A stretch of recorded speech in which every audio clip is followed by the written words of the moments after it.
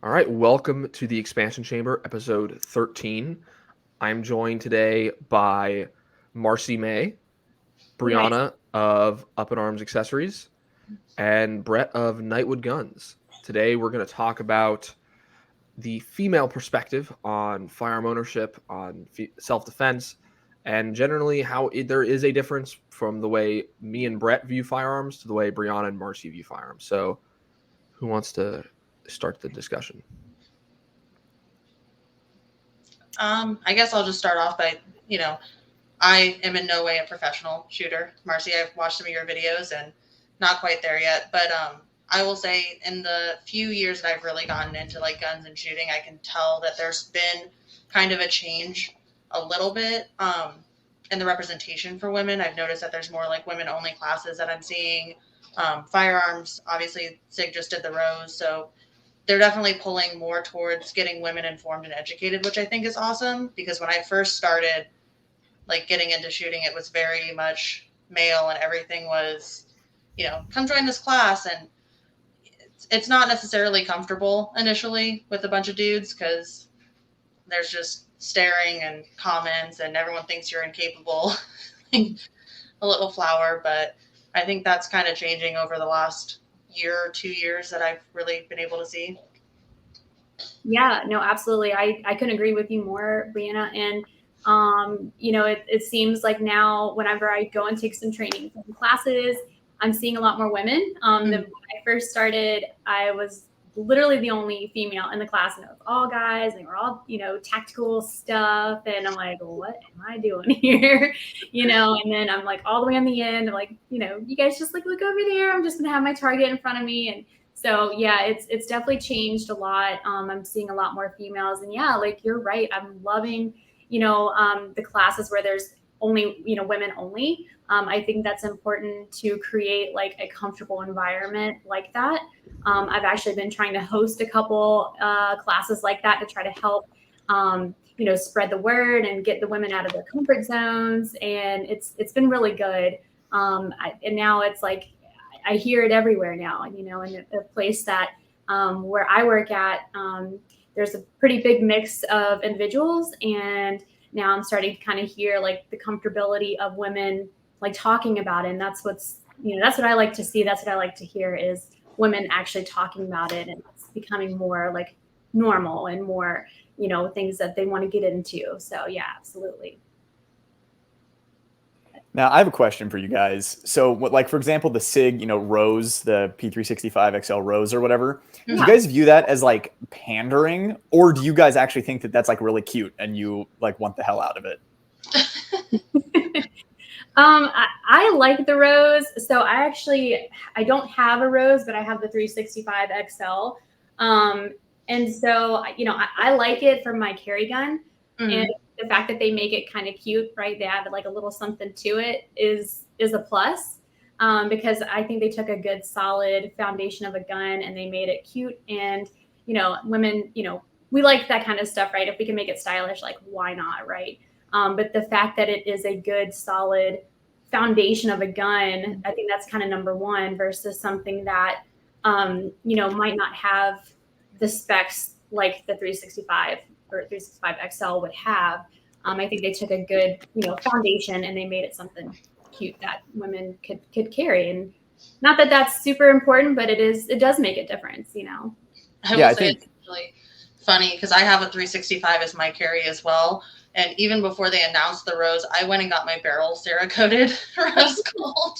Nice, yeah. But yeah, I like it, and I think they make it welcoming too. So it's not just going into a gun store and looking at a case of firearms that you don't know what to do with. Which, I mean, I think anybody that's buying a gun needs to go test them out, a few of them at least that you're considering before purchasing it. It's like buying a car; you don't necessarily buy a car without test driving it first.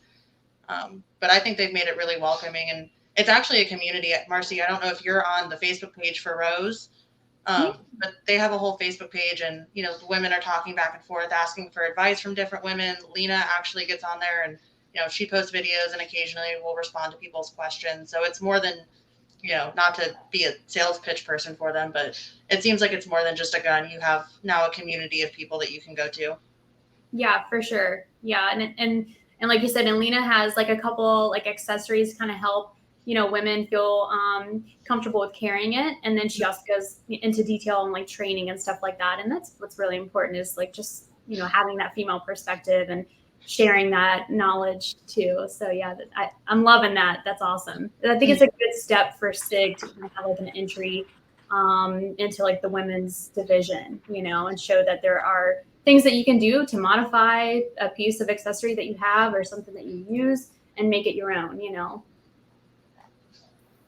Yeah, I really enjoy seeing that because for the longest time, to pander to women, it started out with revolvers with like rosewood grips, the Lady Smith, right? And then after that, there were, the pink framed Glocks and stuff like that, but there was no additional material to go along with it. It was just, consumerism. It was how can we get women to buy this gun?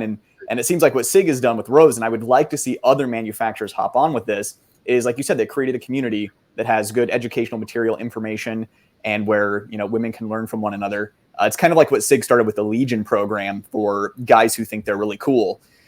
They all got into a community and talked about how really cool they think they are. And this is just a little more helpful and beneficial. So I don't know. I think it's cool.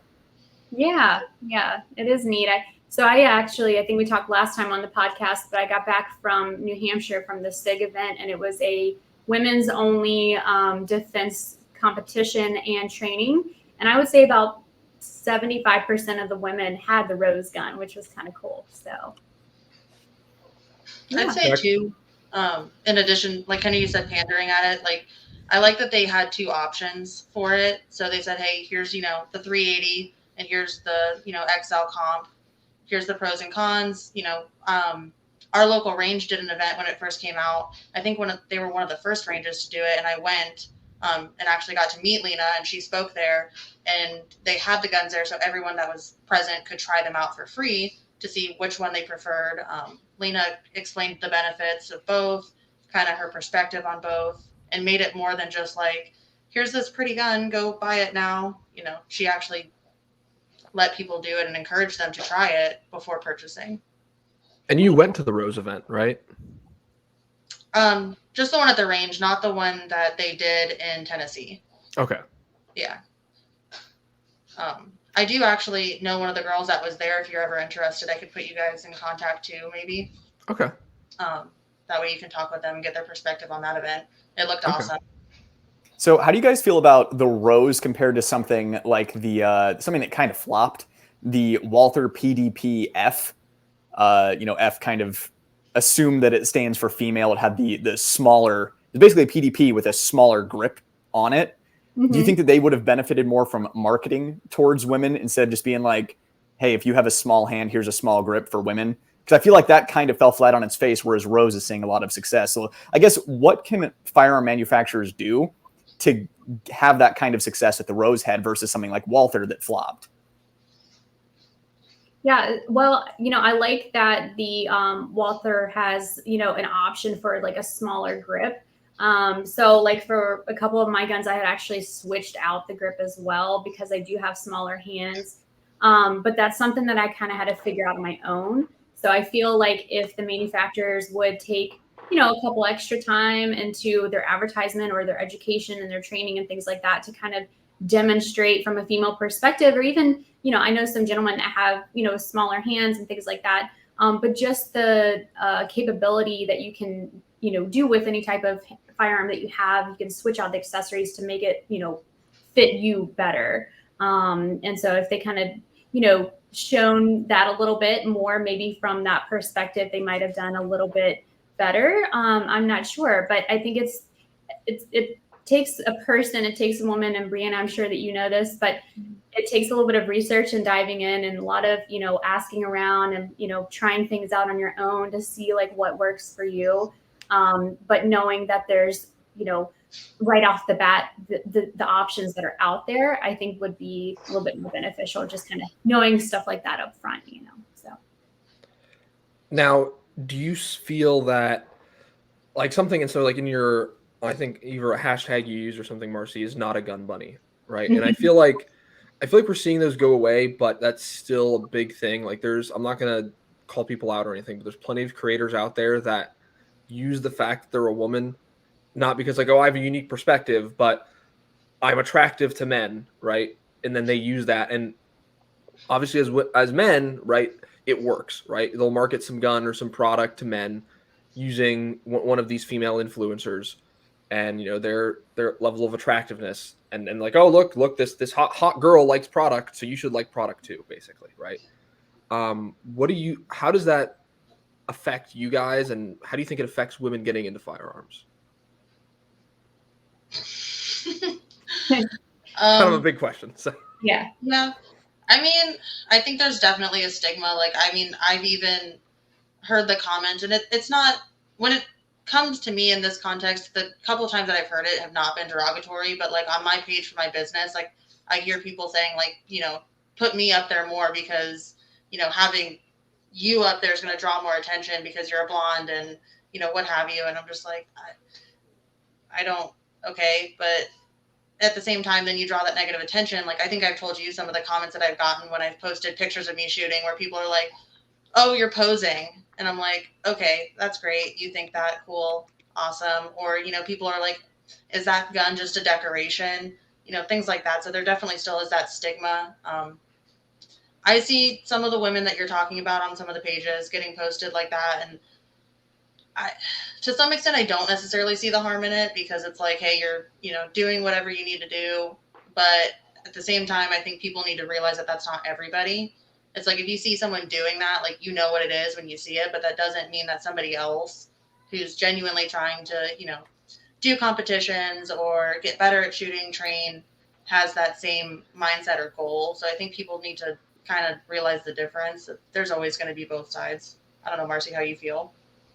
Yeah, I keep thinking back when I was in college. There was a professor that was a manager at one of the Reed's Jewelers, and he would always, mention about, or not always, but he would just kind of mention about, tactics that the businesses would have. And one of the tactics would be, if you have somebody that looks a certain way behind the counter, usually the sales are going to, be a reflection from that person. And it's just how it is. And so I can, kind of understand where some companies can see some sort of benefit from that. But I think that there are other options. Of course, whenever you're selling your own product and you're, putting your product out there, I think it's obviously who are you intending, the audience to be. How I would present a product, it would look a lot different. So yeah, and yeah, I do have that in my hashtag because I don't ever want anybody to kind of view me in that respect, but that's just my personal opinion. And if that is somebody that, and I know plenty of people that, I probably put in that category, but they're awesome women and I enjoy talking to them, and, to each their own, no harm, no foul. Right. But that's not something that I would ever want to, portray as myself, in any way. So. yeah, and I don't think it's necessarily, and there's different levels of it. I think there's, like, inherently, if there's an attractive female that shoots guns, people instantly make that accusation or denote them as that. But I definitely think as well, you'll notice sometimes there's people, and this is not even just with women. They do this, with certain special forces dudes or whatever. XYZ special forces dudes use this gun, so you should buy this gun, right? It's a similar concept, but it's appealing in a different way because and obviously I'm a dude, so the way I view that sort of marketing is different, but I don't think some really hot girl in skimpy clothing holding a gun is going to make any woman want to more get into firearms, right? And it's not like, I'm not going to say it's porn, but it's in that same level of like any sort of risque, erotic marketing where it's like, and there's obviously differing levels, but there's definitely, you see those Instagram posts, and I'm not trying to call anyone out, but you see those Instagram posts where some girl's wearing basically just like a bikini that's barely fitting her and like a plate carrier or something, right? That is disgusting. Which profile? I need to see. That is just unbelievable that in this day and age, what's the exact look at it right now. handle? I need to know what the handle is so I know what to avoid. Right.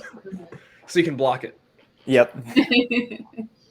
No, I think I get that too. And it's like what we're talking about, marketing to women. What's going to be more beneficial to marketing to women and making women feel included is, a woman I feel like taking it seriously is a really poor way to phrase it, but that's actually, out using the firearm, constructively practicing training, showing that it is something that women can do that just want to go out and actually shoot, that don't necessarily want the attention from it. Obviously, the ads that you're talking about with the women in skimpy clothes is more directed at men, which goes back to Marcee's point of like, who is your target audience and what are you trying to achieve? Because that's not going to win over any women to go buy it unless they think that they could look like that too and get a big following. Well, I think, and ultimately, I think it's a disservice to getting more women in, because I don't think any man's going to see that necessarily and just all of a sudden make them more pro-gun or something. Like, I think normally you're marketing to people already in that, but I think it does a huge disservice because I know women who have seen ads like that and it turns them away because they don't want to be viewed as that, right? I'm sure that's part of the reason you have the hashtag in there is because you don't want to be viewed as that. It's like, I'm not just, some pretty girl with a gun. I know what I'm doing. And so I think ultimately, I think it's the biggest thing that the industry needs to get away from is kind of shallow marketing, right? Whether it's gun bunnies or some supposed special forces guys that can't actually shoot and who knows what they actually did. It's on different levels, but obviously we're kind of having that more female-based focus today. So what do you guys think is the step moving forward? How do you, because obviously we shouldn't be like, oh, if you're an attractive woman, you shouldn't post pictures of guns, because obviously that's the other extreme and brings its own problems. So what do you think is the solution to something that will it will bring women in and not objectify women, essentially?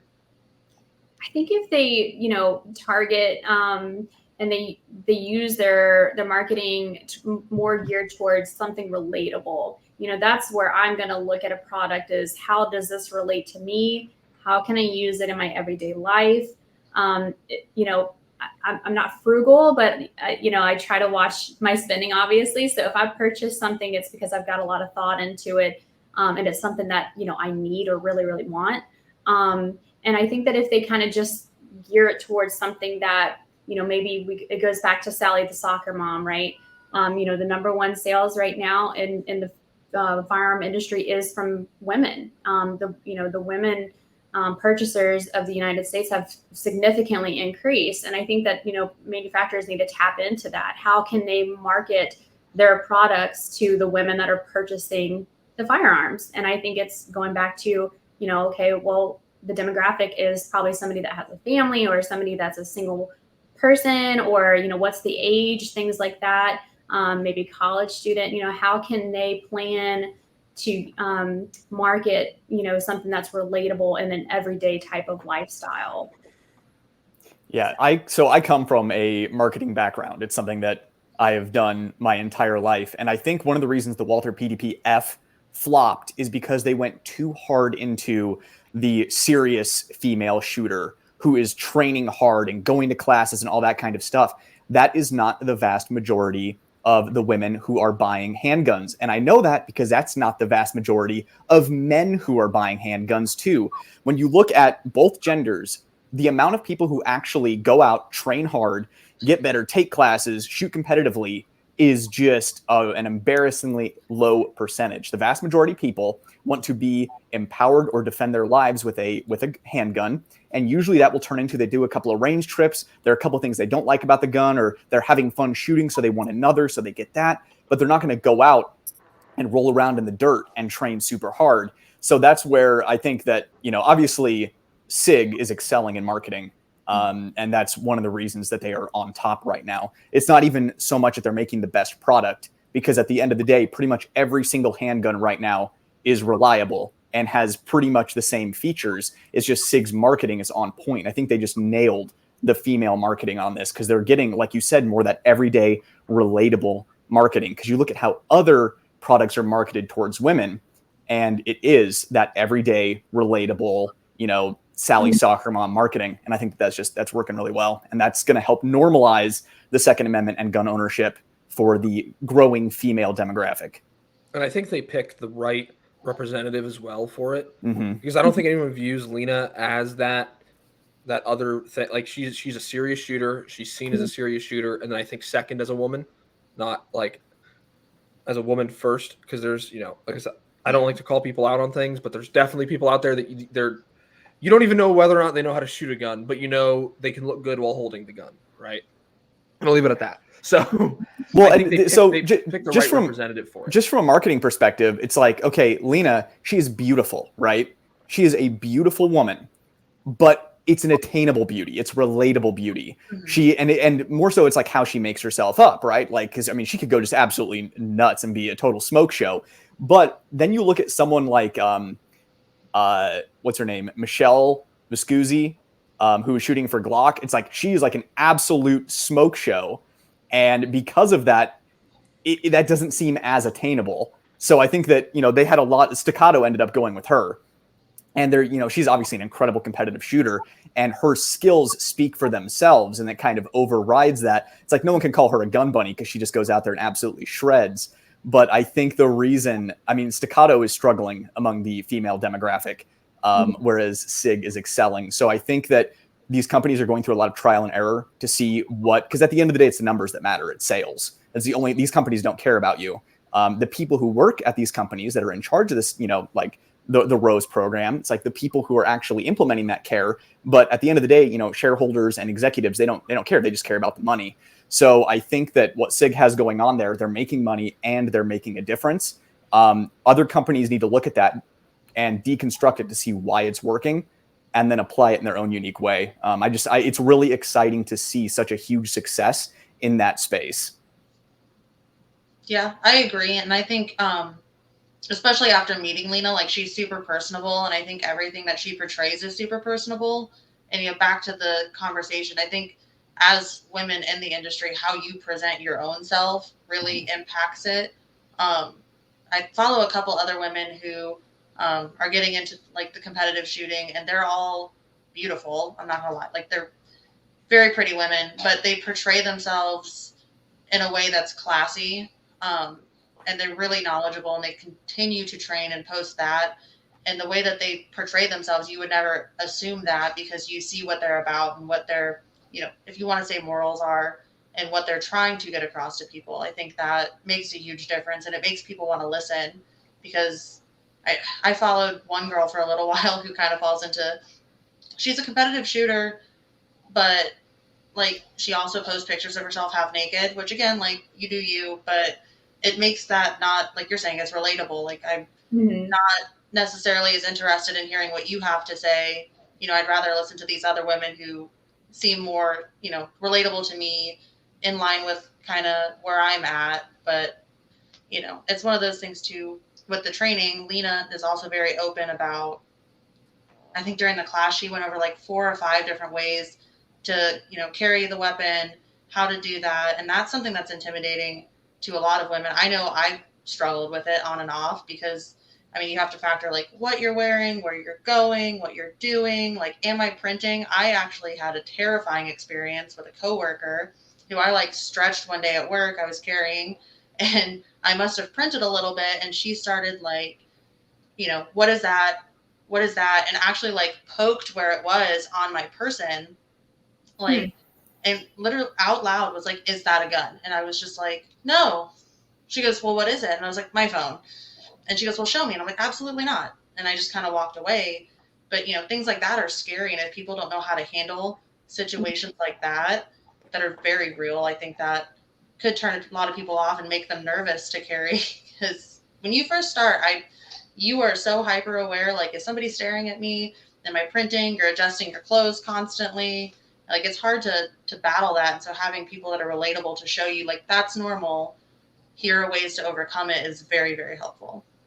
Yeah. Yeah, no, man, that's what a crazy experience. It's terrible. Yeah, like I'm sweating after hearing that story. Like, oh my God. My boss, he's very, pro 2A. He was in the Marines. He's, we've gone to the range together. I just went and sat in his office and shut the door and was like, listen. And he was pretty, calm about it, and everything was fine. Nothing ever weird happened again. And the lady came and apologized to me, and I'm like, hey, listen, we're good, but also don't do that. Yeah. I think it just comes down to just education, knowing a little bit more about it, and, and why you carry, and why you have it on you. And, this is how you choose to protect yourself, and I think that's important, is knowing, spreading that sort of training. Well, I notice with people who don't know a whole lot about firearms and see firearms, they almost treat it like the same way as like little kids and they see a gun. And they're like, oh my God, what's this? And it's like, do you not? I feel like we've become so neutered as a society that people see a gun and they're like, their brain doesn't comprehend like that a gun exists in front of them. And either they turn into like a little kid that sees a fire truck, or they turn into like Indiana Jones seeing a snake. So either way, they're either like petrified or they're like in some sort of weird wonder, but it's like they're incapable of being mature and like a serious human in that moment. I've noticed this several times. Any situation, you take someone into the range, you go to the range. One of the reasons I've stopped going to like standard public ranges is because I really hate like having to really pay attention to who's around me and what's going on. I'd rather like, a range has like a bay and there's, I have a berm surrounding me. I only have to worry about one thing. And the only people shooting with me are people I know, or I go to a completely private range. When Brett and I went and shot one time at this range, and it was, there was like some couple next to us or something that like was being taught how to shoot and they never shot before. Yeah. There was like an instructor there and everything. So it wasn't like that weird. And we're like the range wasn't very busy that day. But there's times where I've gone and shot like at a public range, and I'm like, I'm gonna die here. Oh yeah, especially after COVID. Which, by the way, since I said that, get ready for the banner at the bottom. That it's like you can click on the thing for more information about COVID. Only talk to your doctor. But after that, everybody bought a gun that wanted a gun at that point. Even people who couldn't afford it bought a gun. Just everyone panic bought guns like crazy. Like we had panic buying before. This was a whole new level. After that, I was at a public range and had the barrier shot next to me 3 times. Wow. So then that's when I just let my membership lapse and I went to a private range where I'm just surrounded by berms, and you have to reserve the entire bay to yourself. You don't have to worry about anybody else, just because it's like, holy crap. But that goes to show the importance of normalizing not only firearm ownership, but normalizing education. Because the gun's cool. Learning how to use it isn't as fun. I will say, one thing that I find difficult with formal like training classes is the cost. I mean, you can go to basic classes and they're relatively inexpensive, but once you start to like really want to get into it a little bit more, it can be really ineffective, especially for people that are on a budget. Families, mom, I don't have any kids, but I can imagine if I struggle to afford the classes that, a family that has a couple kids may also. So I think making some of that a little bit more attainable and affordable.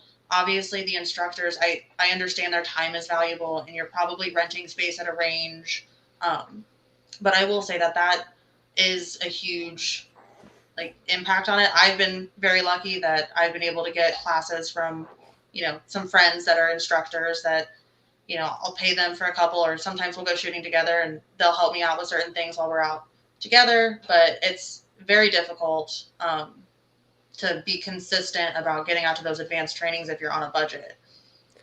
Well, the big thing is the price of ammo. Like, it's gone down, but it's still expensive. It very much is. Yes. Like, I remember when I would go to the range. I remember when I completed something that I built and went to the range to test it. I'll leave it at that. And I blew through 1,500 rounds in about an hour to test it.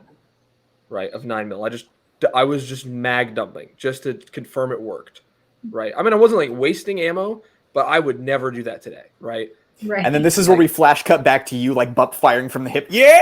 I wasn't having fun or anything. So there might have been a couple, maybe, but that's just not something, like I've been sent ammo by companies, and I don't even do that with ammo I get for free. Like it's like no, this is like sacred. This is sacred, and I'm gonna treat it just like I treat all my other ammo, because it just saves me some money on future ammo payments.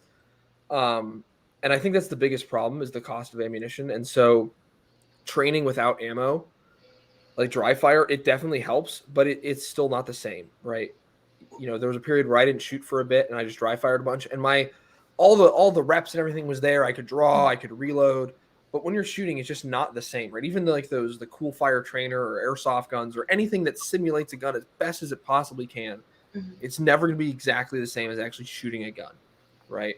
And I see exactly what you're saying, Brianna. And so it's trying to find that perfect balance of some sort of class where you're getting the information and you're shooting, not to shill too hard for Uncle Tony, but when I took one of his classes in December of last year, and it was versus the other classes, other times I've shot from before, it was much higher round count. This was more lower round count, right? Because I think we only shot like 200 rounds total, like of 200 rounds of rifle, 200 rounds of pistol, and it was more conservative than that. But it was still, you felt like you were getting the same education in terms of it. You may not have been shooting as much, but also I think it's the way people view a class. Because someone goes to the class, it's like, okay, I'm going to go from a bad shooter to a good shooter at the end of this class, and that's the big issue. I think when I see a lot of people, even when I'll teach someone how to shoot, I've instructed a decent amount of people now, nowhere near as much as, probably even Marcee has or Brett, but, maybe like 20 people, right? Not a whole lot. But some of these people I've taught, I was like, oh, well, so,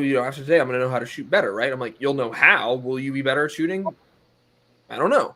Yeah. How good do you apply the techniques? I think people view these classes that, could be $200, $500, $1,000, right? Depending on what it is and where it is and the facilities that are being used. And they're expecting that coming out of that class, they're going to be a better shooter, and then they don't train, they don't apply what they've learned. Yeah. And then a year later, they go to another class, and they're exactly the same point, and they haven't learned anything. So, and I know people who do that. They go to a class, they're a better shooter for like 2 months. They don't continue to train what they learned, and then they go to the next class a year later, or a couple. They can go to tons of classes, but they never improve. Oh, that's a huge part of the, training community. I know so many dudes that are like, oh yeah, I go to like, Gun Sight or Thunder Ranch like once a year and I'm doing that. And then I'll watch them shoot and I'm like, you've spent thousands of dollars on training and this is what you have. But that's the thing is training just sets the foundation.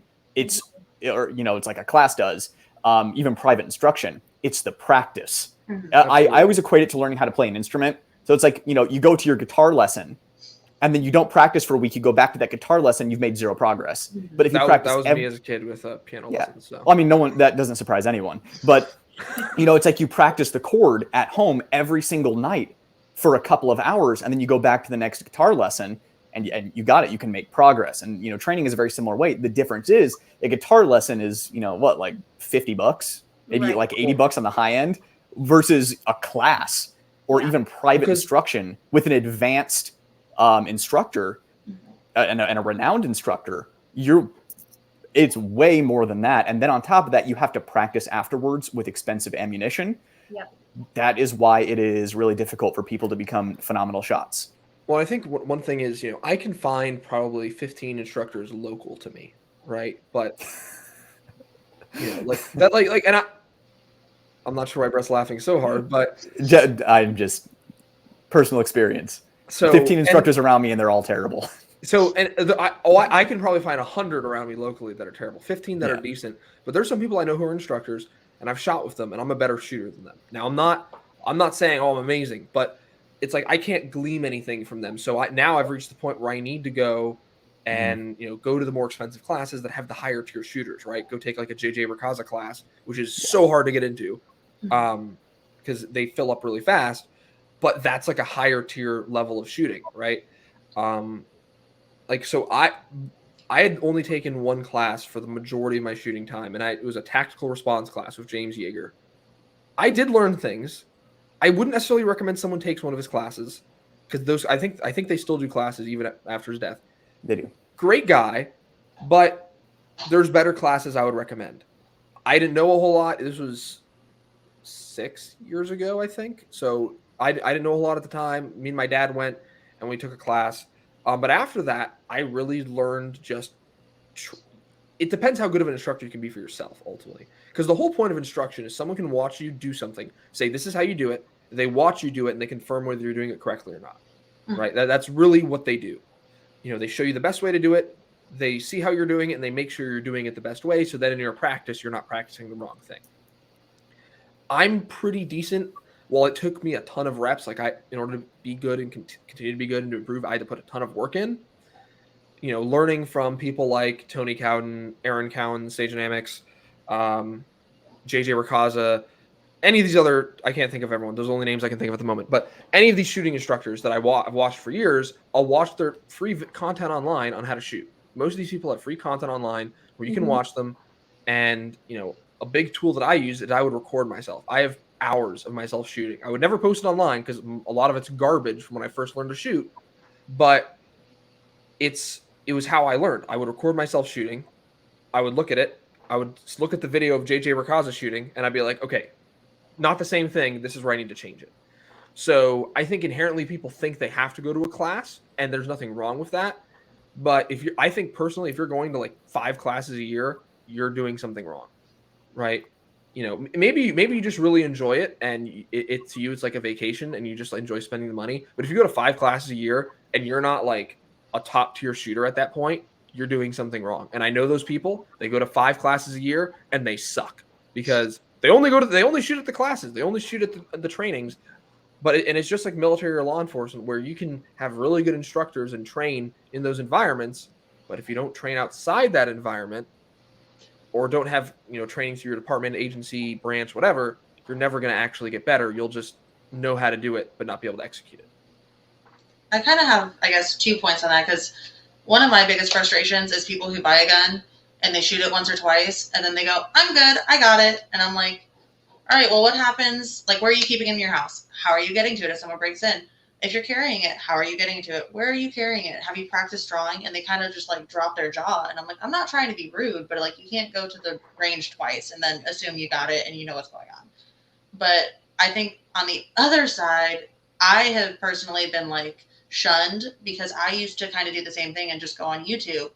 And I think like when I first started, Max, the SIG shooter, Max, he was posting videos on like how to do certain things. And, that's kind of where I started to like learn. I was watching videos of him and I was, doing the same thing, videotaping. And like, that's where I got kind of some of my initial fundamentals from when I did the same thing. I got a gun.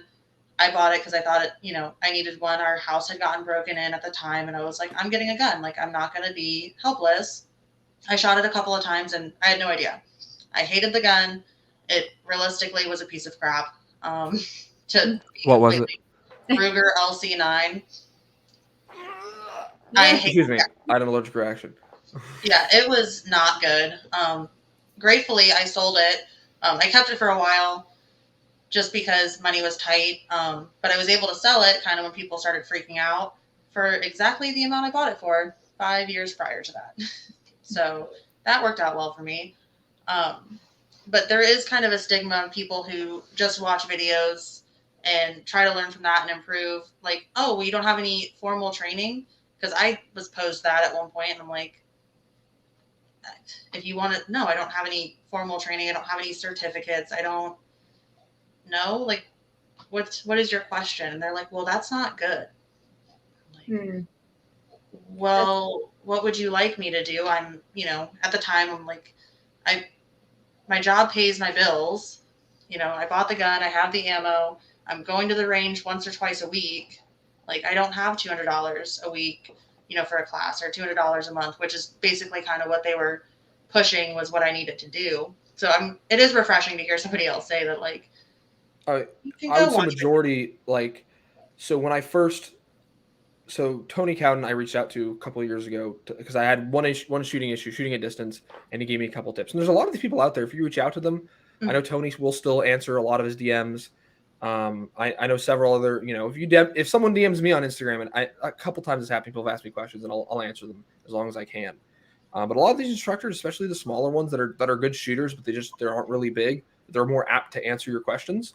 Mm-hmm. And so use that as a resource. Reach out like, hey, I'm doing this isn't working, and reach out to that instructor who might be a decent competition shooter who might be a master level in USPSA. They know their stuff then, and you can reach out to them and be like, hey, this is what I'm doing. Can I do better? What can I do better? Just send them a video of your shooting, right? And there's people, like Tony will do that. I don't know how much he still does that because for me that was 4 years ago. But that's a lot how I learned is reaching out to instructors, talking to people, and then because I couldn't afford as a broke college student to go to some super big class, right? The only reason I could afford the one I did is because my dad paid for us to go. It was like a father son trip. Mm.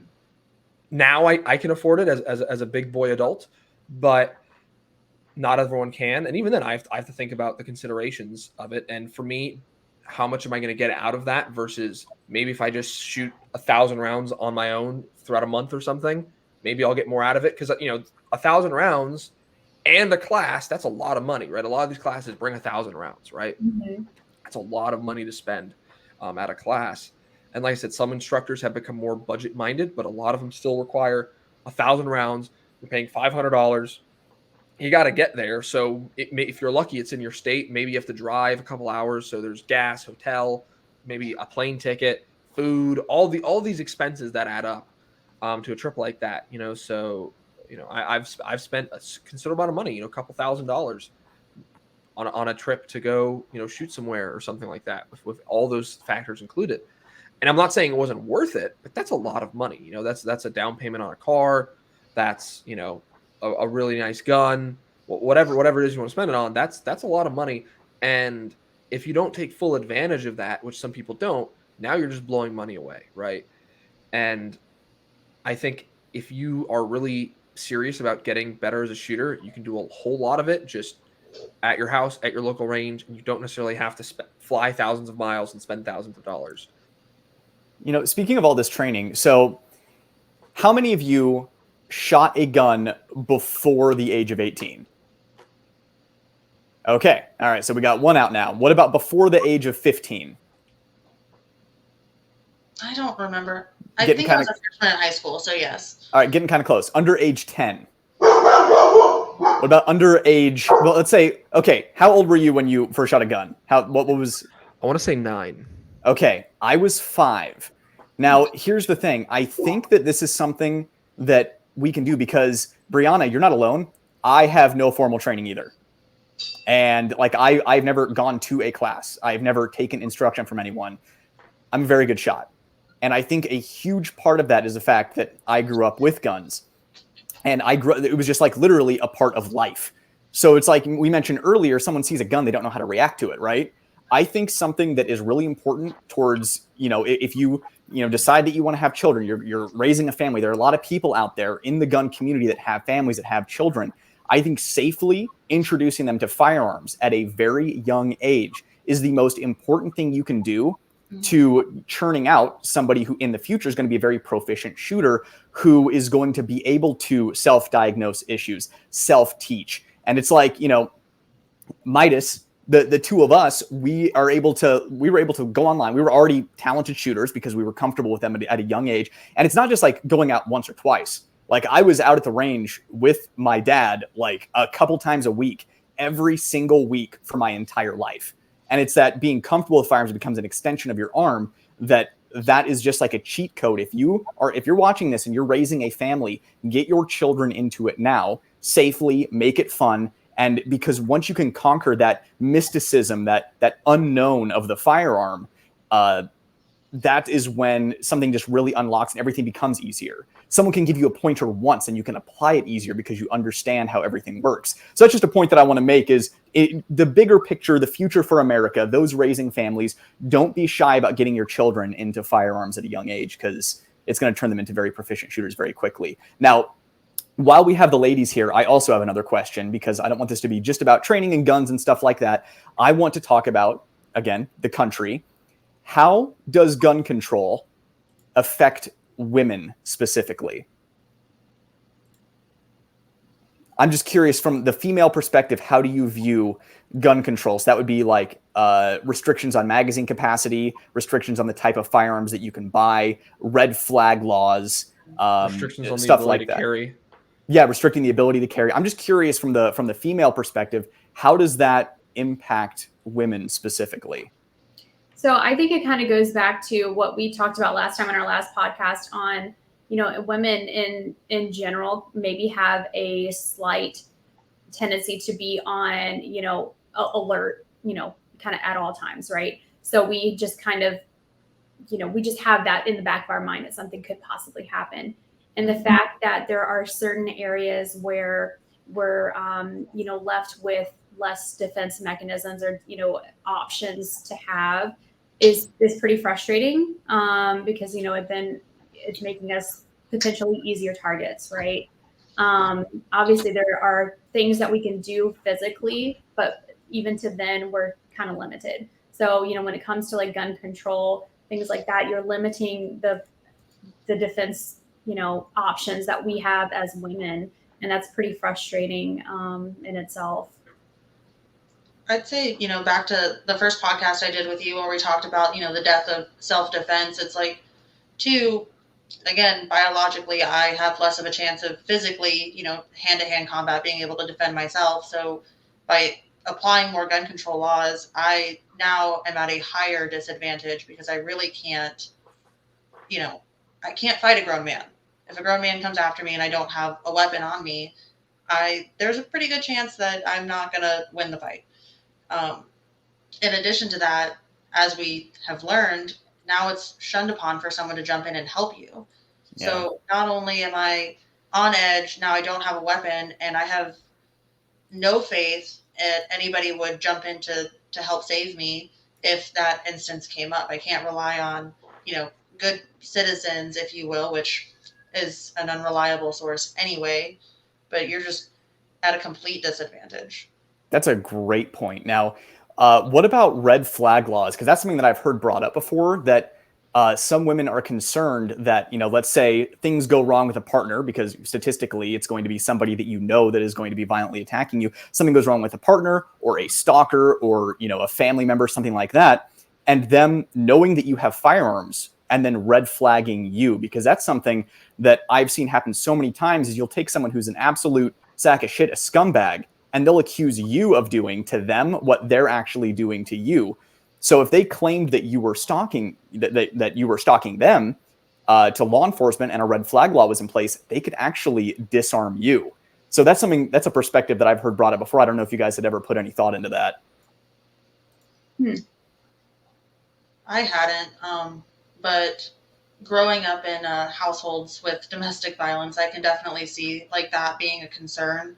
Because most people, to be fair, I think that could go either way. But you do run into like the narcissism effect of that, where, some of those people that are willing to do that are very easily trying to turn the story to where they're the victim instead of actually the abuser. I've not really thought about it to that extent, but that's a very good point, that could be a concern. That's kind of a scary thought to think about for anybody in one of those relationships. And I think that goes to, people being confident, not to get into like a relationship soap opera here, but, people that are in those relationships and see it going that way, if they can get help to get out of it, or, if they have people they're talking to, just trying to avoid that. You don't always know though, sometimes those things don't come out till, later, or you're scared to leave. But there's typically some sort of resource that people can go to. Yeah, it's like, especially with women like you guys that are, somewhat public on Instagram about gun ownership and stuff like that, stalkers are a possibility, and they know that you have firearms. And to me, something like a red flag law, it's like, even if it needs to be someone close or intimate to you, it's like people have falling out with family members, and, it's very public that you're online with firearms. It's no secret that that's something that they could absolutely take advantage of to disarm you, which is really scary. And how do you guys feel about like waiting periods for firearms? Because there's some states where it's like there's a 10-day wait period, or for like a permit, like in New Jersey, there's like a 30-day or 60-day. It could take that long to get your permit, if not longer. To me, it's like not every woman, in fact, I'd say the majority of women don't just have firearms on their own, right? It's a growing population, but maybe a lot of the time something happens and then they're like, oh my God, I need a gun now. And that waiting period, I don't know, that just seems kind of scary to me. I don't know what you guys think. Yeah, no, for sure. It is pretty scary. And, as an individual, even as a woman, male, you just kind of have to prepare for anything that you can, right? So use the tools that you have. In the meantime, obviously, education in YouTube or anything that you're taught to, take classes, even with like self-defense unarmed, things like that, better preparing yourself in scenarios, just staying alert and, condition yellow, right? So you're always just kind of aware of your situational awareness, things like that, just kind of doing the best that you can, and obviously whenever we talk about firearms is a tool that we can use, but there are other tools that you can use in a defensive situation. Yeah, it's like, I'm concerned about the women who have their awakening, right? Where it's like, oh my God, I'm defensive. I need to pay attention. I need to have a gun. I need to have this kind of stuff. And then there's even what I consider to be backdoor gun control, which you have a background check that gets delayed by like 3 days. You had someone try to kick in your door last night. You go in to buy a gun. There's a background check. And since, NICS is so overwhelmed right now, you get delayed. And you can't skip it because you don't have a concealed carry permit, because that can take weeks. So it's one of those things where I just think that a lot of this gun control that seems reasonable to your average non-gun owning person in America, like a cool down period, like, that's 10 days to cool down before you buy a gun, that there are some cases, and I think that a huge portion of them are women that kind of get red pilled, have an awakening, like, oh my God, I almost died last night. Someone threw a rock through my window with a note on it that said they're going to get me. And then they go to get a gun, background check, delayed 3 days. What do they do for those 3 days? You ban private sale, which it looks like this upcoming executive order is going to do. Now you can't even have a friend loan you a gun, because that's going to be a transfer. So I think that a lot of people don't think about how the vast majority of law-abiding citizens are affected, or how they might be affected in the future on the day that they decide they need a gun. Yeah, I mean, to some extent, for what it was intended, I don't necessarily disagree with a waiting period. I think 10 days is a little ridiculous. But on the other side of the person who realizes they need a gun, you stop the person who's in a fury from, and I don't know the statistics to how often that actually occurs. So, I mean, I could be spewing something that's really not that common. But I feel like you do kind of stop some of the more negative things too on the same side. Like, if that person's now mad at me from a conversation we had 5 minutes ago, they also can't go just pick one up and come back. So I think there's balance to everything. I think the direction that they're going is intended to keep people from having guns at all, not to improve, the ownership and who's getting guns, because there are people that should not have guns. Mm-hmm. I mean, I know a couple of people that should not have guns, and, nothing necessarily, I guess, legal against them that anybody could come at them about. But it's like, if they in a frenzy one day went to go buy a gun, it would be very concerning to me. So I'm going to, sorry, I didn't hear. I'll let you finish. Sorry. No, I was going to say, to what you said, I think Colorado is actually already like that, where you can't loan a friend a gun. It's considered a transfer. So some of that stuff, again, it's the end goal and what they're trying to accomplish. That's the problem. They're not actually bettering anything about it. They're just trying to keep law-abiding citizens who, genuinely should be able to carry and have a firearm from doing that to protect their families. So I want to kind of rebut on that a little bit, because I think there's always this idea, right, that someone who's going to do something bad, right, this person who has an intention to commit a crime, do something immoral, is going to go through all the proper channels to acquire a firearm, is going to care about the laws and legality of their firearm purchase, and the owner, whatever style or configuration of their firearm is, before they go and murder a bunch of people or shoot someone or threaten someone or whatever, right? So the level of the murder is a much higher level of crime than, faking something on a background check, or, getting something illegal or whatever, right? And so this idea that, waiting periods or background checks or any of that is really going to do anything is, or making it illegal to do private sales is asinine, because if I'm someone of ill intent who wants to do something wrong, I don't care about the legality of anything. So yes, there's the waiting period, but there will always be people out there who will sell you a firearm illegally, right? Whether it's a private sale, whether it's some gun that the ATF sold to Mexico and now they're selling back here. There will always be something. And so the idea that a private citizen should bear the burden, right? A private law-abiding citizen should bear the burden for the fact that people out there want to do bad things, I think is absolutely ridiculous. And nothing against you personally, Brianna, but I think there's a lot of people out there who have this idea that they've been conditioned to think, oh, well, I'm not for more gun control, but I think it's good where it's at now. Or I'm not saying it's what you're saying, but, or, okay, I think this is acceptable gun control, or this. In reality, there's no such thing as acceptable gun control. All levels of gun control are ultimately that. It is control, and it only affects and it only mitigates what people who care about the law will do. It's not going to mitigate, control, or affect anyone who already has the intention of doing something terrible, right? It's illegal to manufacture explosives, but I can still go to the hardware store right now, and I know all the right things to buy and build a bomb. I'm not doing that, all right? So this is just for educational purposes.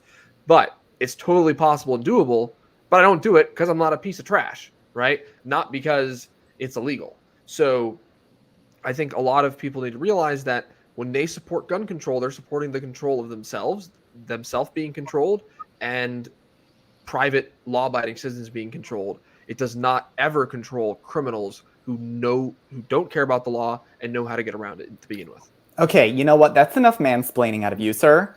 Brianna, honest question, and seriously, no judgment whatsoever. I don't want to feel like everyone's piling on you because of what you said. No, I just genuine question.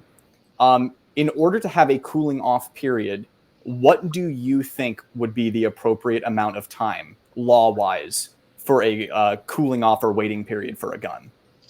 So my boyfriend and I have actually had this conversation, and to go back to, kind of what you were saying to me earlier, I agree.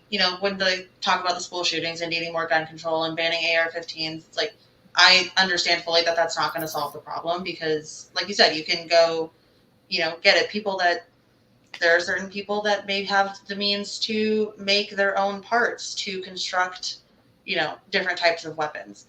I don't necessarily, aside from making it a complete, free for all and educating more people, which I think is key in general. I don't know what the right answer is for it, just because I think it's so up in the air with what's projected out on the media and, where everybody's mentality is with it. Like I said, I know people that genuinely I would be very concerned if they went one day on a rampage and went to the gun store and left with one. Yeah. Here's my concern, right? Someone's made the decision to murder. Let's say someone has made the decision that they're going to murder you. And they go to the gun store and they're like, you got to wait 10 days for the gun. Are they going to change their mind about murdering you in 10 days? So it's this is my concern with the cooling off and waiting period. I feel like to end a crime of passion, if someone has already flipped that switch of murder, what would stop them from, killing you with a hammer? And then you have the vast majority of mass shooters that had their firearms a long time because it takes a long time to plan this stuff. Mm-hmm. If you believe the story about the Vegas shooter, he had all of those firearms for a year. So if there was a year-long waiting period for an AR-15, would that have stopped him from committing that mass shooting? No. He made the decision to do it. So I guess that is my concern with the waiting period is, like Maida said earlier, it's putting the burden on the law-abiding citizen, the 99.9% of people, and how effective is it really? I mean, what's the psychology behind someone deciding I'm planning on murdering this person and then having a waiting period stop them from doing it? Now, Marcee, we haven't heard from you. How do you feel about waiting periods on firearms? And again, judgment-free. You're not going to be judged here. No, I mean, I can see, why somebody would think that this could, help solve a certain variable, right? But there's so many factors and situations in a heated discussion or heated argument or something that happens in somebody's personal life. There's so many variables, and somebody somewhere thought that this could be a solution, right? I don't support it for obvious reasons. Of course, if in the event I'm brand new and I have, somebody in a relationship, right? And I, and I have been in, a situation like this where this is kind of what actually got me into firearms and self-defense and things like that, because I wanted to better prepare myself. So I could see that would be a huge issue for me if in that event, if I were going back in time and I was in that position again, and I had to wait, 10 days, 30 days, a year, it would be pretty scary, because I'm trying to look for a solution to defend myself, and that's that thing, right? And I'm not saying that firearms are always going to be the tool to use to defend yourself, because it's not. There's a bunch of other tools that you can use to help defend yourself. But if this is something that I know can help me, yeah, it's going to be very frustrating to not be able to obtain that whenever I need to feel protected. If I'm receiving threats, if I'm receiving somebody that's stalking me or something like that, and I don't have anything to prepare myself, I don't think that they thought about it from that point of view. I think that they were looking at it at the wrong point of view, right? It could be an option for some, for that particular variable. But like I said earlier, there's so many variables. There's so many instances where that wouldn't help, so. Well, Yeah. the other thing as well is, and this sounds terrible, but I would prefer a mass shooter over a bomber or someone with like a vehicle. Like, that's the thing, right? This is going to sound horrible, but I don't think we appreciate, I don't mean like I'm grateful for something, but like understanding the situation fully, that mass shootings are one of the less effective ways to kill lots of people, right? So which is why I think a lot of times for me personally, I question like a lot of these incidents, right? Of like, okay, this person wanted to kill like 100 people. Why'd they choose a gun, right? And I really hope someone doesn't watch this and now realize something different.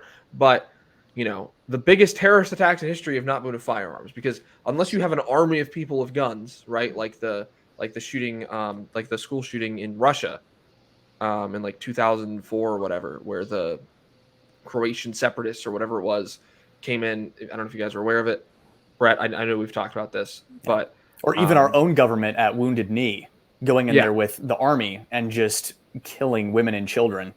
Yeah. So normally you need a large force of armed individuals. So it's either going to be some sort of like full-on terrorist group or a government, right? Those are the only times guns are effective in mass killing situations, right? Most times for individuals or smaller groups, it's bombs, it's vehicles, it's planes, it's poison, right? It's those sorts of things. So in reality, I don't think people fully understand, even if, and this is not an advocate, this is not a good argument for why there shouldn't be gun control. But in reality, if let's say all guns were banned tomorrow, all these people would simply realize, oh, it's just more effective. I just go to the hardware store and build a giant bomb that I can, drive in on my truck into the school and blow it up and kill everyone in the school, right? Or I can put, pump sarin gas to the AC system at the school, right? These aren't even threats most people think about. But those are the threats that you can't stop. I don't care if you're an armed, prepared citizen, you will die, right? And if we were to ban all guns, I think honestly we would actually see far more death, because whatever is in the United States that is causing this, obviously we're such a very diverse and large country. But if you look at Europe, where you have acid attacks, where you have stabbings, where you have trucks, right? I would much rather be shot than have acid flung in my face, to be honest, because like that just sounds totally terrible. But not saying I want either. But that's why you need a good guy with acid to stop a bad guy with acid. Right? Can you imagine if like two people with buckets, they're like flinging it at each other?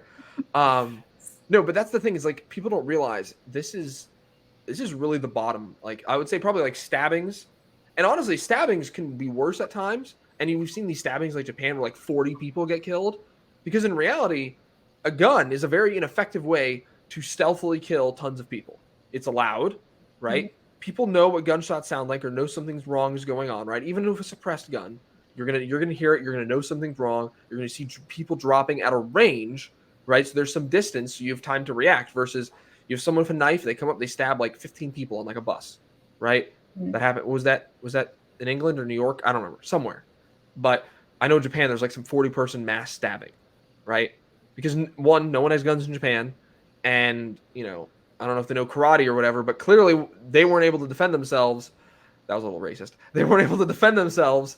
And, tons of people were killed because firearms are the least effective way to kill lots of people. They are a far more effective way to kill an individual or stop an individual for your own defense, right? Or to defend yourself, but it's not the best offensive tool. There's a reason why if we go to kill a terrorist these days, we use a drone strike and we don't send in the Navy SEALs as much because it works a whole lot better. If we know where someone is, just blow them up, right? It worked for Obama even when they're U.S. citizens. So, ultimately, I think that's one thing to consider is mass shootings are terrible, but it could actually be a whole lot worse. And I would rather have mass shootings and armed citizens that can stop them than mass bombings, stabbings, acid attacks, and everyone's disarmed and is just a victim. This actually segues into an interesting question. Now that InfoWars in the upper corner has concluded its episode, the frog's gay. I have a genuine question. Another from a female perspective. I know something that Midas and I consider in our concealed carry endeavors is the potential of having to fight a mass shooter. Now, granted, lightning strike chance, but it's just something that we've seen before. I know that I would feel like garbage if I was carrying like a 5-shot J-frame for a mugger, and then a mass shooting happened right in front of me, and I'm like, this is what I have. It's a lightning strike chance, but it's still something that does happen. Is this something that either of you have considered in your concealed carry journey, that you may need to engage somebody who is heavily armed, possibly armor, possibly rifle, that kind of stuff? Or is kind of your go-to mentality more so an individual attacker, maybe multiple attackers in like a parking garage or something? So I've always felt like I have a weird mindset, but I'm always like in the what if this happens and what if that happens. And I think that goes back to, we're just always in a state of awareness. And I'm not vouching for every woman out there, because obviously I know that, we all think differently, and I see it all the time. People are in their phones and like not paying attention and stuff like that. But I think that a good majority of women do have this level of alertness and being, careful with what they're doing in their surroundings, not just in parking lots, not just in a public, heavily, populated area. I think that we're always thinking about it, not just for ourselves, but also like our family and stuff too. And yeah, I mean, I don't know about you, Brianna, I'm sure you do, but I'm always thinking about, my place of business when I'm driving, when I'm going into a store, things like that. I'm always thinking of like, what if this, what if that, at any level. And I don't know, I've always thought that was kind of interesting, or, but it's just my mindset. And, I think a lot of women are like that, but I could be wrong. But yeah, I mean, I was just talking about this the other day. When I'm in public, my mindset is who's around me, who looks suspicious. I hate when I see people running. If I see somebody running, I'm immediately like, what are you doing? I'm considering what I'm holding and could potentially use as a weapon, or what I'm dropping to be able to draw. And I really dislike places where you can't go, like where you go that you can't carry. I, participate in nightlife. One of the scariest experiences I've had recently was actually at a bar local. Obviously, you can't carry into a bar where you're going to be drinking. So I follow the rules. I do such an activity. I'm sitting on the couch and I see a man with a backpack go into the bathroom. And I'm like, that's really weird. Just based on where we're at, like you don't expect somebody in a bar to come in like with a backpack. And I think he had like a face mask on and a hat. And I just kind of sat there, and there was a group of us, and I had looked over at my boyfriend and I was like, we need to go. And he probably thinks I'm insane, because I'm like, I just saw this man go into the back, like in there with a backpack. It's now been, 10 minutes. Like, we're sitting right by the door. We are target number 1 right here. And I would not take my eyes off of that. But that's where my mind goes, is I'm just like analyzing people around me, like considering what I'm holding. The guy in the parking lot that I was telling him about last time that followed me to my car, it's like, okay, cool. Like, I'm aborting my mission of putting my groceries here. I'm just jumping in the front seat and locking the doors, because that's, the best option at the moment. But I get it, Marcee. My brain goes through all kinds of different. How dare you profile that poor man who suffers from IBS? Yeah, no, he was in there trading Pokemon cards. That's what he was doing with the backpack. Oh my gosh. No, I think one of the people in our group was like, I'll just go in there and see. And I was like, why? Can't we just leave? It's like the generic white girl in a horror movie. It's like, oh look, the scary monster. I want to go see what's in the closet. I'm in there. Yeah, no, trust your intuition. If something doesn't feel right, like, that means something for sure. So you did the right thing for sure. And pro tip to everyone out there, the secret ingredient is crime. To what? The secret ingredient to always carrying a gun, crime. Is crime? Yes. You can interpret that as you will. I was like, is this supposed to mean something right now? Am I supposed to? Like, that's a really good secret. Secrets do not make friends. So let's just say the bad guy who's going to bring this is. I hate any law that says you can't bring a gun here, right? Like, this is my thing. If you're going to say I can't bring a gun somewhere, then I want an armed security guard escorting me at all times. Otherwise, go fuck yourself, basically. Right? Because if you're saying I can't protect myself, then you better have like Secret Service level protection. This better be like walking into the White House. Otherwise, screw you. Either I'm not going there or I'm gonna do something anyways, right? Because and I'm not advocating for anyone to break the law, right? I'm definitely not advocating for that. What I'm advocating for is for people to be aware and realize that most of these securities at these places is either for liability or for the security of an important person, right? You go to a concert, the reason there's security is not for you and all the other people attending the concert. It's for Morgan Wallen or Luke Combs or whoever's performing, so they're protected. Or right? Donald Trump at the NRA convention. Exactly. So that's what security is for. There was actually an event I was thinking of going to, but it's like, oh, no firearms because Trump was going to be there. And I'm like, all right, fuck, I'm not going. I just don't want to deal with it. Like, it annoys me. It pisses me off. I hate dealing with it because then I don't like leaving firearms in my car. I hate doing that because even if like those everything can be defeated, right? Unless you're one of those people that has like a mounted safe in your vehicle, right? Like a lot of trucks. Like I know people like a dude of a 4Runner who has something set up like that, and they make that. No one makes something like that for the vehicle I drive. And so if I'm going to leave a firearm in my car, right, you can have like those stop boxes or the what's the one Coley and Noir shills for? Vault-Tec. Which wait, is that Fallout? maybe that's something else. But anyways, those are actually pretty good. I know people who use them, but you secure it in your car, whatever you're securing with cable, whatever. Someone can cut that. If they're already breaking your glass, then they're going to cut the cable. They're going to take your gun, right? It's rare that people actually break into cars. It's more often they go to unlocked cars, but even if it's a locked car, it's not very hard to break into a locked car, to break glass in a car, right? By design, so people don't get trapped in vehicles and crashes and stuff. So I don't like leaving my gun in the car. I don't like going somewhere unarmed, and I'm not going to travel somewhere unarmed up until that point where I have to be unarmed, right? So it's very much like it's inconvenient, and I think it's unsafe, and I don't want to be arming a criminal. So it's like I'd rather just not go there. Now, right? This brings up an interesting question that I have too. Do you guys think that women are more apt to follow the rules and follow the law when it comes to like gun-free zones and gun-free zone signs than men are? Not specifically you guys, but obviously I'm assuming that you socialize with many a women. Do you think that women are more apt to follow the rules and follow the law, and instead of being like, screw that sign, I'm going in anyways? I think it's kind of hard to say.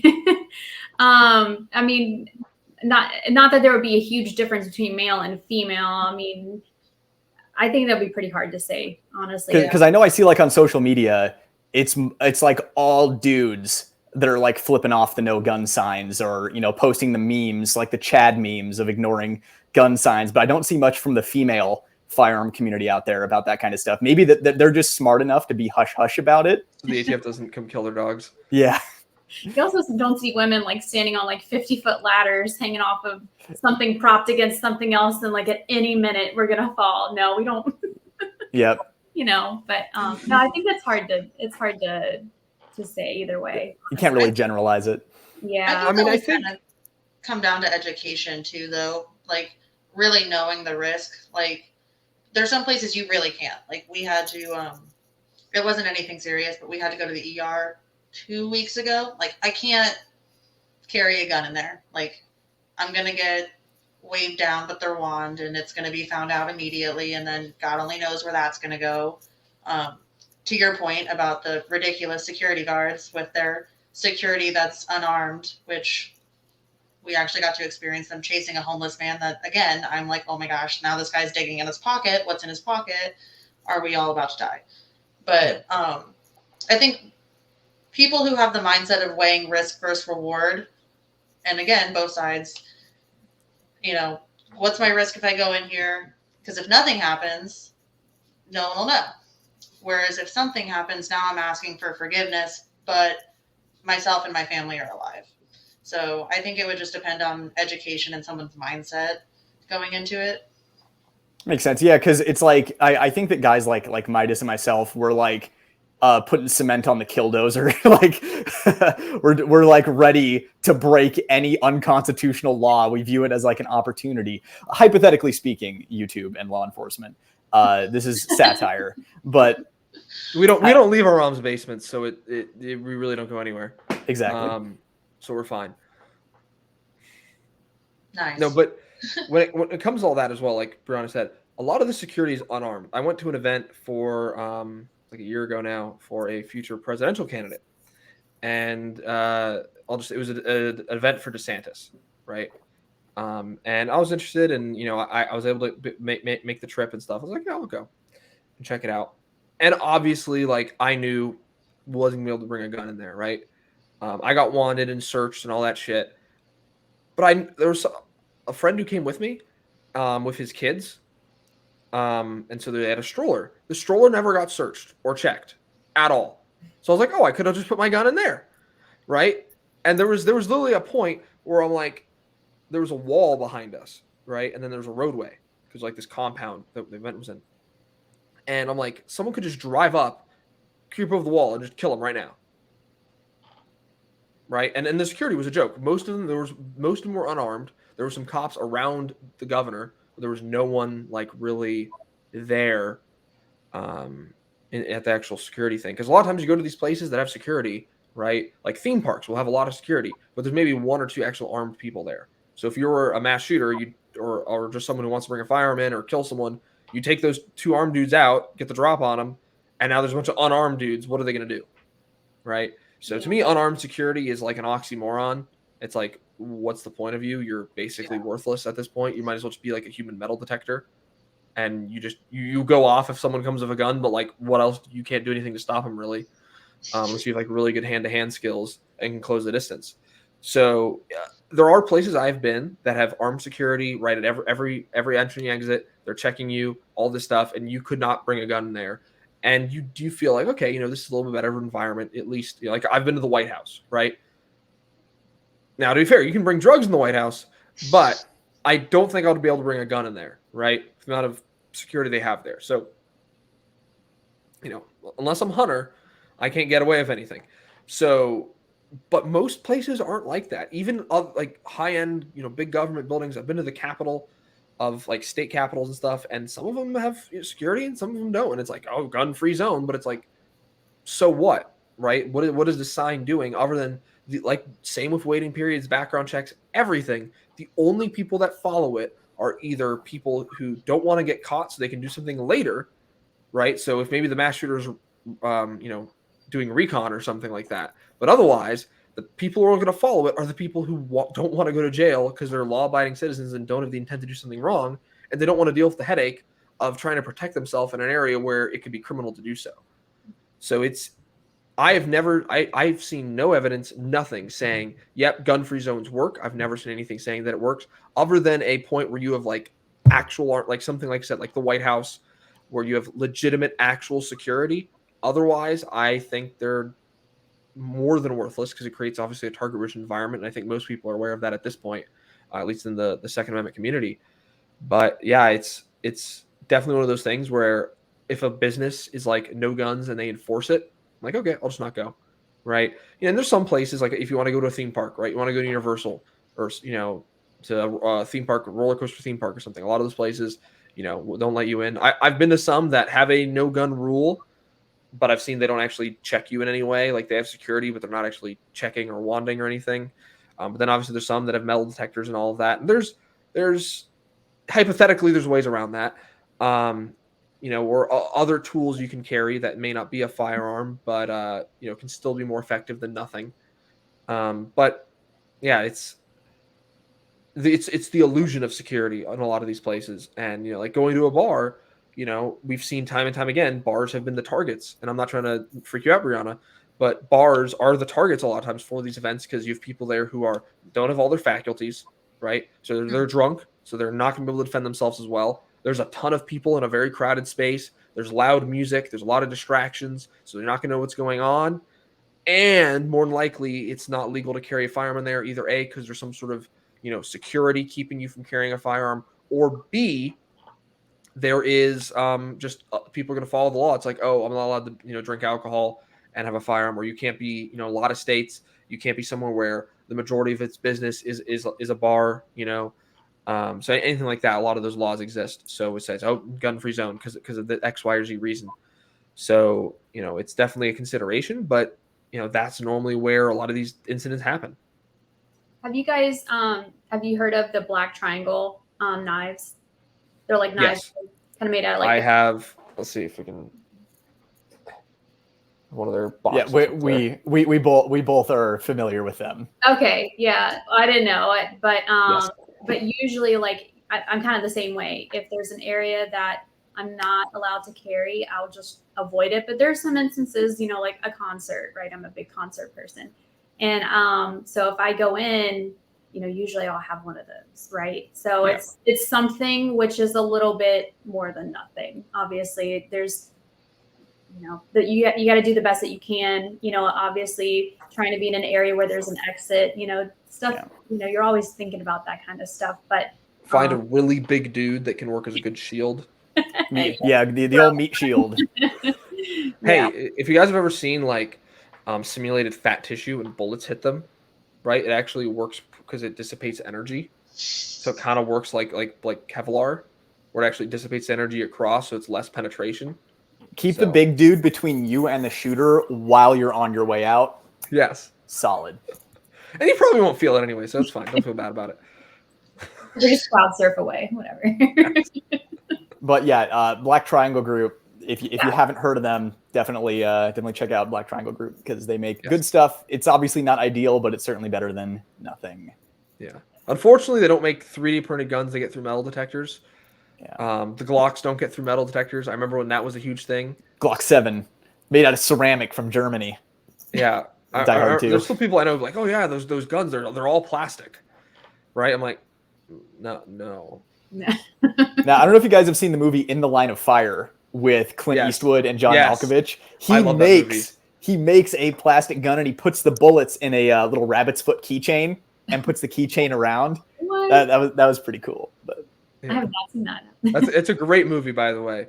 In the Line of Fire, yeah. Okay. It's fantastic. It's I wouldn't say it's Clint Eastwood's best movie, but I'd say it's one of his best movies, in my opinion. Like, obviously, of his older movies, but like I think it's from the 90s, right? It's 90s, yeah. And Rene Russo is the love interest. Yeah. Good stuff. But yeah, John Malkovich is always fantastic. Oh yeah, great villain. And basically, it's about some dude's trying to assassinate the president, and Clint Eastwood is the Secret Service agent. But he's like old, and he's like he's not fully as committed to the job as he used to be. Okay. There's one, actually I don't want to spoil it, but there's a really good scene in there. Aim high. Yeah. Or there's a really good scene that you could call, not in the classical sense, but a literal cliffhanger scene. That's probably one of my favorite scenes from the movie. Yeah, that's really good. But just go see In the Line of Fire, everyone, if you haven't seen it. Yeah, good. I mean, you can't go wrong. Yeah, and there's romance in there too. It's good. There's love interest. There's good stuff.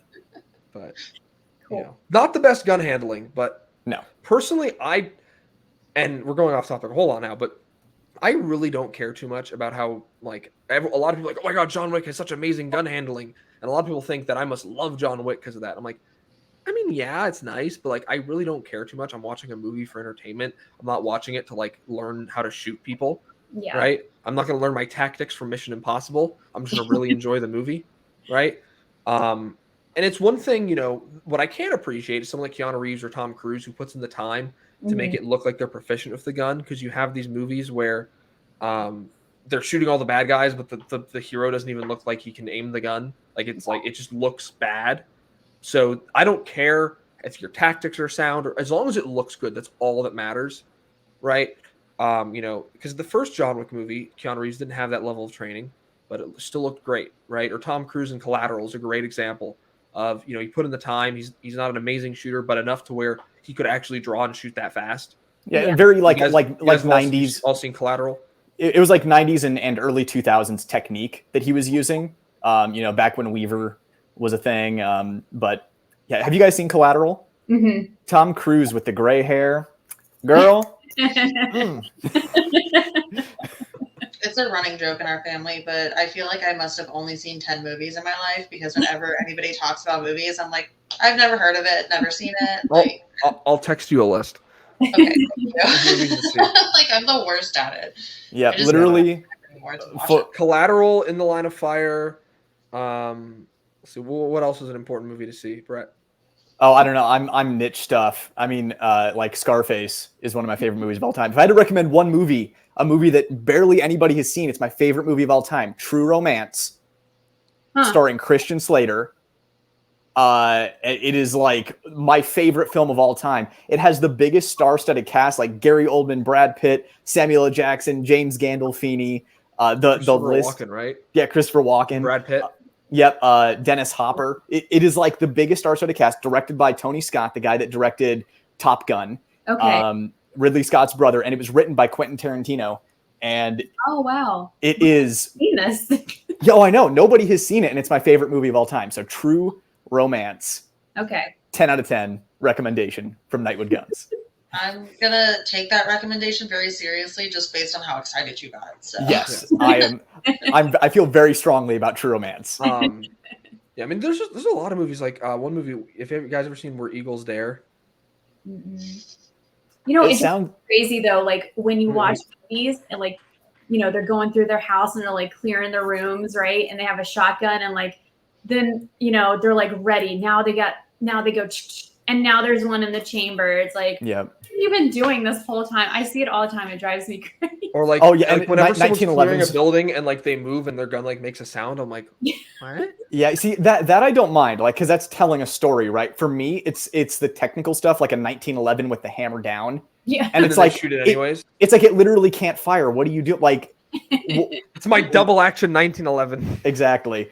I hate but like trigger finger discipline. Like people that are like waving their gun around. I'm like, stop! It just. Or it's like they'll point at someone with the gun, like, you go over there. Yeah. It's like, oh my god. Yeah. It like gives me an aneurysm, and I almost like every single time I have like an outburst whenever we're watching a movie. I'm like, it's a movie. It's fine. It's fine. It's fine. It's just a movie. Yeah, I mean, there's some shows like I can't watch, like a lot of like the cop and SWAT shows and shit. Like that is like the worst gun handling ever. Yeah. And it's just like it's just everything's so bad about all those shows. I'm like, I just can't do it. I don't want to see it.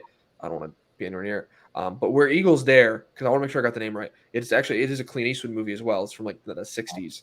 But it's essentially like a rescue mission on like a Nazi castle. It's a rescue from the Nazis, and it's a really good movie. It's an older movie, but I feel like we don't have as good of movies anymore. Oh, like I really like the new Mission Impossible and like obviously the new Top Gun, but so many movies that came out this year were just garbage. Not a lot of like good original stuff, Yeah, it's always like it's something else. Top Gun is obvious. Maverick was a continuation of Top Gun. Mission Impossible on movie number 7. It's just there's not many original properties anymore in movies, and it's not just like the bad writing, because it is horrible writing. Just to bring it back on topic of like a firearm channel, I feel like realism has been the death of entertainment, because Absolutely. we have stuff like John Wick that they take the gun handling very seriously. Everything is super real and all that stuff. But we have lost the amazing days of the unrealistic, awesome gunfights of like John Woo films. Yeah, I was about to say John Woo. There's like John in the background. Yeah, because it's like, I'm sorry, that was entertaining. You even look at silly Arnold Schwarzenegger movies like True Lies or Eraser. Yeah, which it's like, I love Eraser. Oh my god, Eraser is so ridiculous. You watch that movie and it's like if you cared about anything realistic gun wise, you'd probably have an aneurysm. But it's funny. It's a fun movie. Right. Or like Kindergarten Cop or Last Action Hero. Any of these Oh, yeah. or shit. What's the movie with Sylvester Stallone and Wesley Snipes? Where he comes back from like Demolition Man. Demolition Man, amazing movie. Everyone should definitely watch that. Demolition Man's dope. Because that's actually, I think, like Demolition Man and Idiocracy are probably the two most relevant films to our time right now, in my opinion. Have you guys seen Idiocracy? Mm-mm. Highly recommend Idiocracy. Highly recommend Demolition Man. When you watch it, you'll realize they're very predictive of how stupid society becomes. Yeah. Okay. You have to send us this list so we can watch it. Me and Brianna will just have like a movie night. Start with Like True Romance and watch the movie together. Yeah. There you Yeah, go. maybe we'll do like a movie, like Stream it. a shared movie watch night or something. Yeah. Podcast, like a live watch of movies. There we go. Yeah. But yeah, we're nearing. I know. You said Marcee had to go around this time at about an hour and a half, and so we're running for a bit. So I just want to kind of end the podcast on something. So, what resources would you recommend? And I'll ask everyone, but obviously I want to start with Marcee and Brianna. You have someone who, not for a woman who's watching this, but for a guy who's watching this, and he has a girlfriend, a wife, a mom, a daughter, and wants them to get into firearms. What would you recommend them to? How do you make that push? So I would say let them take the initiative, right? I would never try to push anything on anybody, because as soon as you push something on a female, we're going to be like, no. So let them kind of take the initiative. If they are receptive to it, cool. Take them to the range, make it super fun, right? So make it super fun.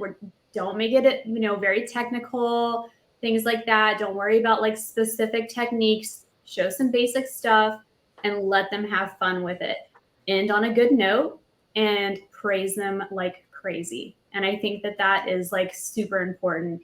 Make it super fun. Don't, this is very stress-free. Take your time.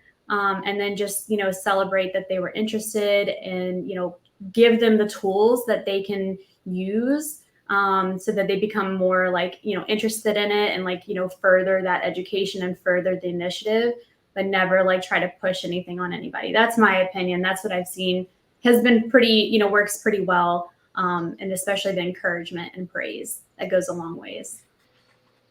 What about you, Brianna? I would say the same thing. I would just say to encourage, the boyfriend to educate himself a little bit on it, so he's not,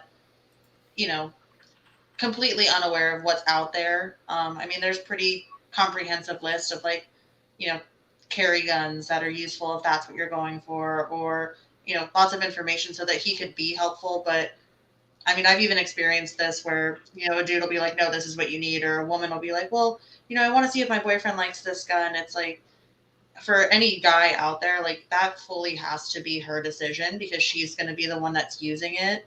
And she has to be the one comfortable shooting it. If you're pushing, your girlfriend, wife to do that, it doesn't matter if you like shooting her gun. Like, it's not for you. Get your own. But I'd say, educate yourself. And if you don't feel comfortable doing it and she's interested, like Marcee said, you don't want to force somebody into something they're not comfortable with, because that never ends well.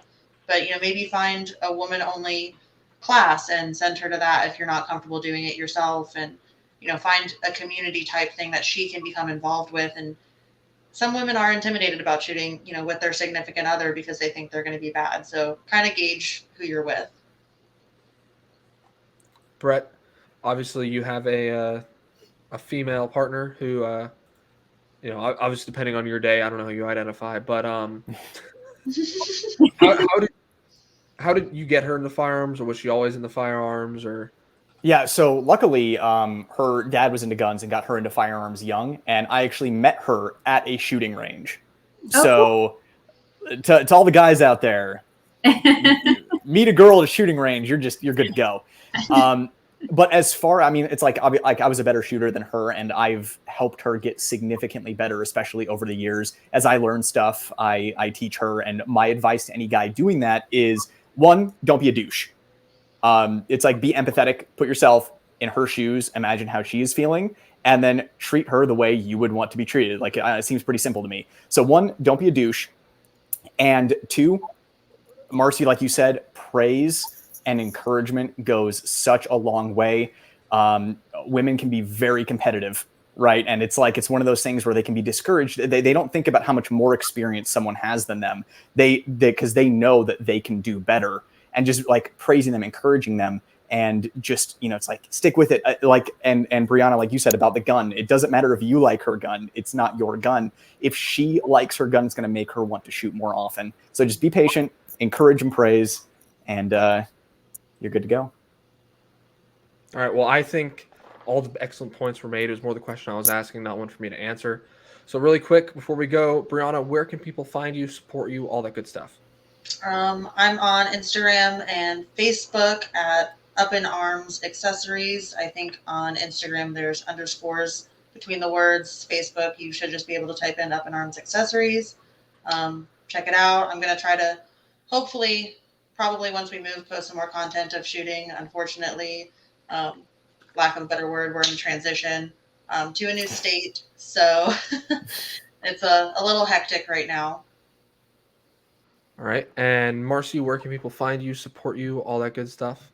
Oh, real quick, I'm going to do a quick plug for Brianna because we were connected through Control the Gun, and she has such awesome products, and you guys definitely should check out what she has because they're super cool. I've never seen anything like it, and I'm like, oh my gosh, they're awesome. I've been showing everybody, so definitely check her out for sure. Check out her website. Thank you. Yeah, very cool stuff. But yeah, if you guys want to connect with me, I'm on Instagram, marcee.mae. That's marcee.mae. You can find me on there. And I also have a online community of women shooters. So these are competitive shooters from all levels, beginner, intermediate, and advanced, that love to shoot and compete. And it's a free organization, and it's ballistic.boss, BOS. It's Brigade of Shooters. So check us out and join the group. We have monthly challenges. We do live fire drills, dry fire drills, challenges, and industry talks, things like that. So check us out. Awesome. And Brett, where can the good people find you, stalk you, all that good stuff? NightwoodGuns on YouTube, of course. And for the people who want to stalk my more personal life, NightwoodGuns on Instagram. All right, and if somehow people got on this page and is watching this video and don't know how to follow me, the links are all in the description, so I think you guys can figure it out. We'll see you guys next time, and thanks for watching. Thanks, guys.